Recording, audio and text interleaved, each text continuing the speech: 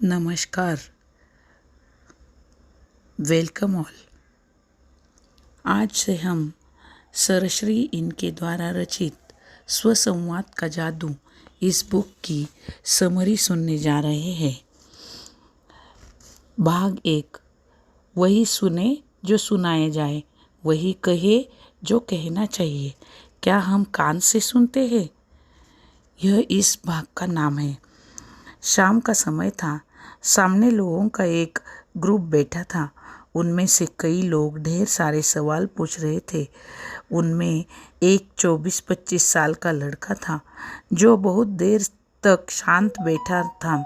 उसके चेहरे से ही मालूम हो रहा था कि उसके अंदर कई सवाल उठ रहे हैं। अंत में उसने अपना हाथ ऊपर किया और सवाल पूछना शुरू किया। सरश्री, मुझे एक सवाल बहुत दिनों से खाए जा रहे हैं।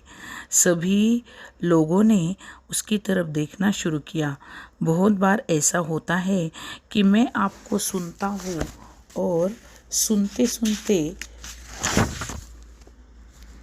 मुझे ऐसा लगता है कि आप जो बोल रहे हैं वह मेरी समझ में आ गया है, लेकिन दूसरी बार वही बात रिकॉर्डिंग टेप में सुनता हूँ तो लगता है कि मैंने मुख्य बात तो सुनी ही नहीं थी। सुनते समय लगा कि मुझे सब कुछ समझ गया, लेकिन असलियत में मैंने गलत समझा था। मेरे साथ ऐसा क्यों होता है? इस सवाल को सुनते ही कई लोगों ने कहा कि हमारे साथ भी ऐसा ही होता है। क्या मैं आपसे बात कर रहा हूँ? मैंने उन्हें पूछा। तब आप मुझे सुन रहे हैं या अपने आप को सुन रहे हैं? ये क्या बात हुई? सबने कहा, हम तो आपको ही सुन रहे हैं।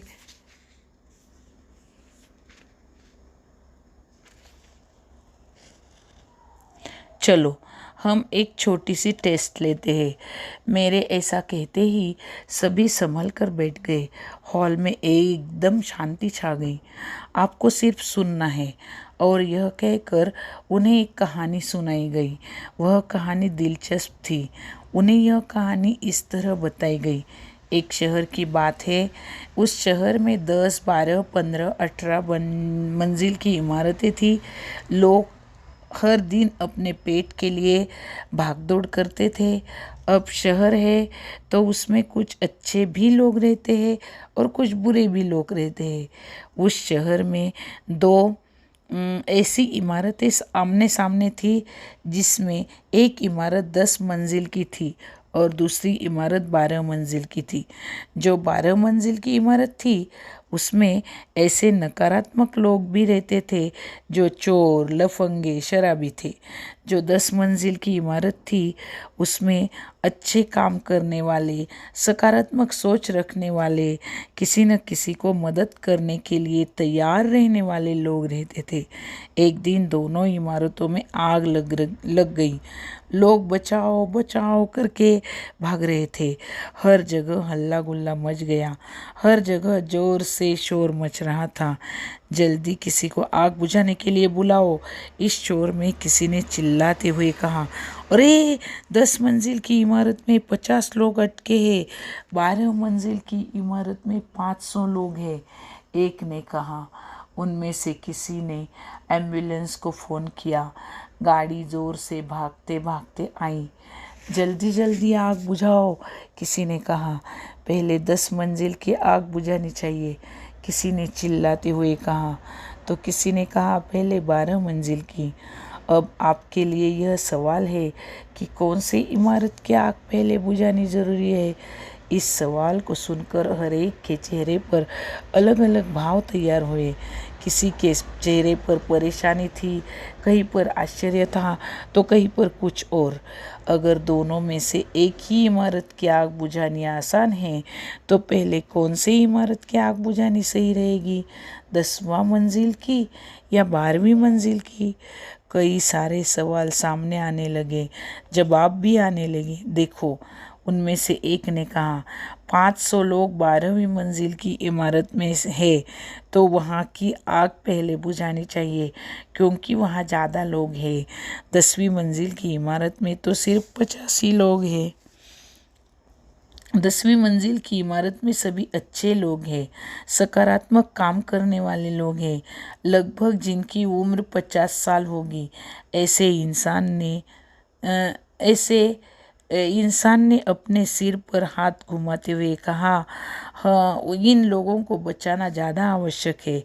उसी के उपलक्ष्य में हाँ हाँ करते हुए किसी और ने कहा, 500 नकारात्मक लोग बचाने से तो ज़्यादा आवश्यक है अच्छे 50 लोग बचाना। इस तरह इधर उधर की बातें चलती रही। हमने एम्बुलेंस को बुलाया है। उनसे सवाल पूछा गया तो पहले कौन से बिल्डिंग की आग बुझानी चाहिए। किसी ने आपस में वापस कहा 10 मंजिली, किसी ने कहा 12 मंजिली। देखो, एम्बुलेंस आग नहीं बुझाती, मैंने शब्दों पर जोर देते हुए कहा।